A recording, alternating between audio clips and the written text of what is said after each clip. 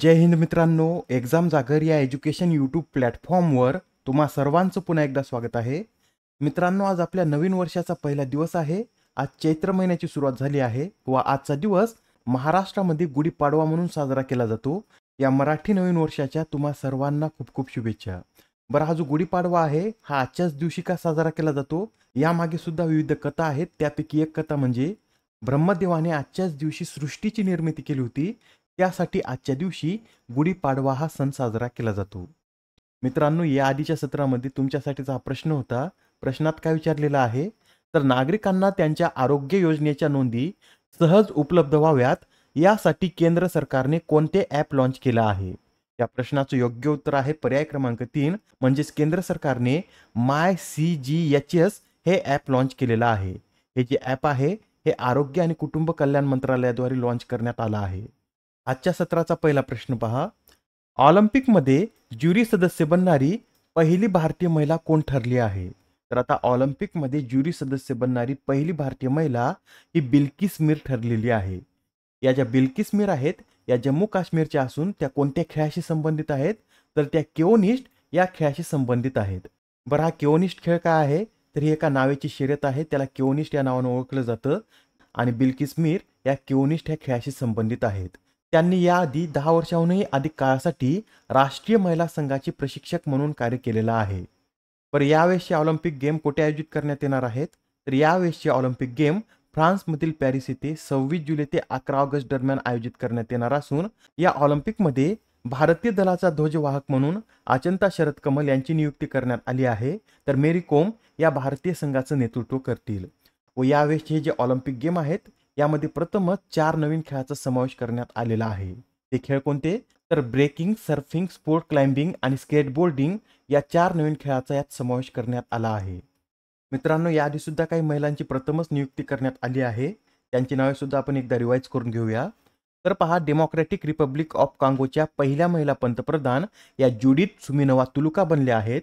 BSFच्या पहिल्या महिला स्नायपर सुमन कुमारी, पाकिस्तानातील पहिली महिला मुख्यमंत्री मरियम नवाज, पीच क्युरेटर बनणाऱ्या भारताच्या पहिल्या महिला जसिंता कल्याण, उत्तराखंड उच्च न्यायालयाच्या पहिल्या महिला मुख्य न्यायाधीश रितू बहारी, महाराष्ट्राच्या पहिल्या महिला पोलीस महासंचालक रश्मी शुक्ला, 100 अब्ज डॉलर्सची संपत्ती असलेली जगातील पहिली महिला फ्रँकोइस मेस, नासाचे मार्स रोव्हर चालवणारी पहिली भारतीय महिला अक्षता कृष्णमूर्ती, भारतीय नौदलाच्या युद्धनौकेचे नेतृत्व करणाऱ्या पहिल्या महिला कमांडर पी देवस्थळी व शौर्य पुरस्काराने सन्मानित होणारी हवाई दलातील पहिली महिला अधिकारी ही दीपिका मिश्रा बनलेली आहे. प्रश्न क्रमांक 2, भारतासह शास्त्रज्ञांच्या एका आंतरराष्ट्रीय चमूने कॅलिस्टो या चंद्रावर ओझोनचे अस्तित्व शोधून काढले. तर आता हा जो कॅलिस्टो आहे हा कोणत्या ग्रहाचा चंद्र आहे हेच आपल्याला या प्रश्नामध्ये विचारलं आहे. तर कॅलिस्टो हा गुरु या ग्रहाचा चंद्र आहे. मित्रांनो, PRL अहमदाबादच्या नेतृत्वाखालील टीमने या कॅलिस्टो चंद्रावर यशस्वीरित्या ओझोन शोधलेला आहे. कॅलिस्टो हा जो चंद्र आहे हा गुरुच्या सर्वात मोठ्या चंद्रापैकी एक असून गॅनिमेड आणि टायटन नंतर सूर्यमालेतील हा तिसरा सर्वात मोठा चंद्र आहे. बरं, हा जो ओझोन वायू आहे हा ऑक्सिजनच्या किती अणूंनी बनलेला असतो? तर ओझोन हा ऑक्सिजनच्या 3 अणूंनी बनलेला असतो. या PRL अहमदाबाद विषयी सुद्धा माहिती नोट करून घ्या. PRLचं फुल फॉर्म काय आहे? तर फिजिकल रिसर्च लॅबोरेटरी असं याचं फुल फॉर्म असून याची स्थापना 1947 मध्ये डॉक्टर विक्रम साराभाई यांनी केली आहे. बरं मित्रांनो, तुम्हाला माहित आहे का आपल्या सौरमालेत सर्वाधिक चंद्र असलेला ग्रह कोणता आहे? तर शनी हा आपल्या सौरमालेतील सर्वाधिक चंद्र असलेला ग्रह आहे. शनीचे एकूण 145 चंद्र आहेत. त्यानंतर 95 चंद्रासह गुरु या ग्रहाचा क्रमांक लागतो. युरेनसला 27 चंद्र आहेत, नेपच्यूनला 14, तर प्लुटो या ग्रहाला 5 चंद्र आहेत. शुक्र आणि बुध या ग्रहांना एकही चंद्र नाहीत.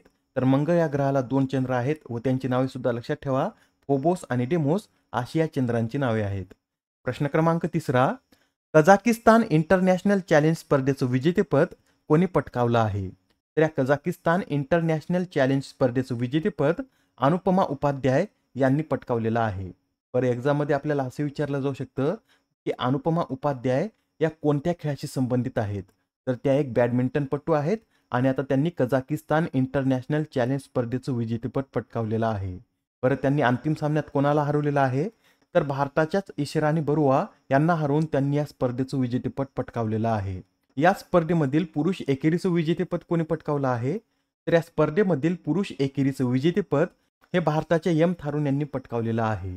एम थारुन यांनी अंतिम सामन्यात मलेशियाच्या सुंजू वेन यांना हरवून ही स्पर्धा जिंकली आहे. प्रश्न क्रमांक 4. पृथ्वीच्या पृष्ठभागाखाली किती किलोमीटर खोलीवर संशोधकांना नवीन महासागर सापडला आहे? तर आता संशोधकांना पृथ्वीच्या पृष्ठभागाखाली 700 किलोमीटर खोलीवर नवीन महासागर सापडलेला आहे. व हा जो महासागर आहे, या महासागरामध्ये आपल्याला ज्ञात असलेल्या सर्व महासागरांच्या एकूण पाण्यापेक्षा तिप्पट पाणी आहे. व हा जो महासागर आहे, हा कोणत्या खडकामध्ये स्थित आहे? तर रिंग वुडाईट या खडकामध्ये हा महासागर स्थित आहे. मित्रांनो, या महासागराचं पाणी जर जमिनीवर आलं तर पूर्ण पृथ्वी जलमय होईल असे या संशोधकांनी सांगितलेलं आहे. हे जे संशोधन आहे हे अमेरिकेतील इलिनॉय राज्यातील संशोधकांनी केलेलं आहे. आता हा प्रश्न पहा, यात काय विचारला आहे? तर पीटर पेलेग्रिनी हे कोणत्या देशाचे राष्ट्रपती बनले आहेत? तर हे जे पीटर पेलेग्रिनी आहेत हे स्लोवाकिया या देशाचे नवीन राष्ट्रपती बनलेले आहेत. ते या देशाचे कितवे राष्ट्रपती आहेत? तर ते या देशाचे 19वे राष्ट्रपती बनलेले आहेत.